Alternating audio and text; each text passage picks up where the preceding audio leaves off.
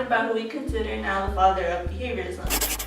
Behaviorism is based on the belief where behavior can be measured, trained, and changed.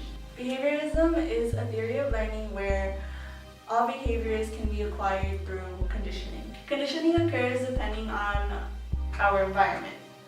Behaviorists believe that our environment can be what shapes our actions.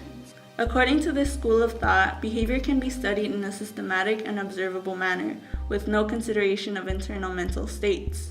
It suggests that only behaviors you can see should be considered, since internal states such as cognitions, emotions, and moods are too subjective. What is stimulus? Stimulus is basically something that evokes a response within the subject.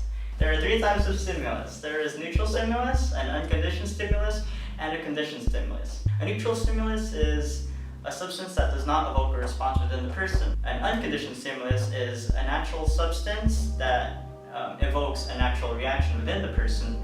And a conditioned stimulus is something that used to be a neutral stimulus, but instead emits a reaction. Okay, classical conditioning.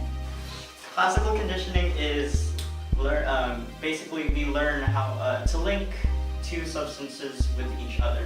So like take for example in Pavlov's experiment with the dog and the bell and the food. So the dog learned to associate the bell with the food, and that's basically a link. Ivan Pavlov was the man responsible for what is now known as classical conditioning.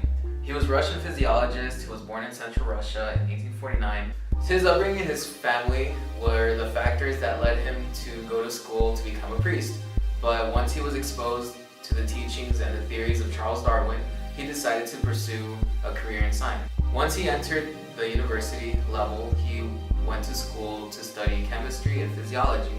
Once he received his doctorate, he wanted to pursue not only a career in physiology, but he wanted to also do research. So he started doing research on blood circulation and digestion.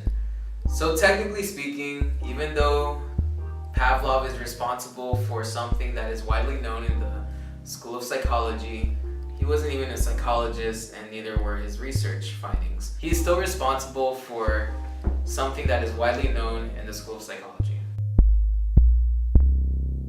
Pavlov's experiments were helpful in the psychology field.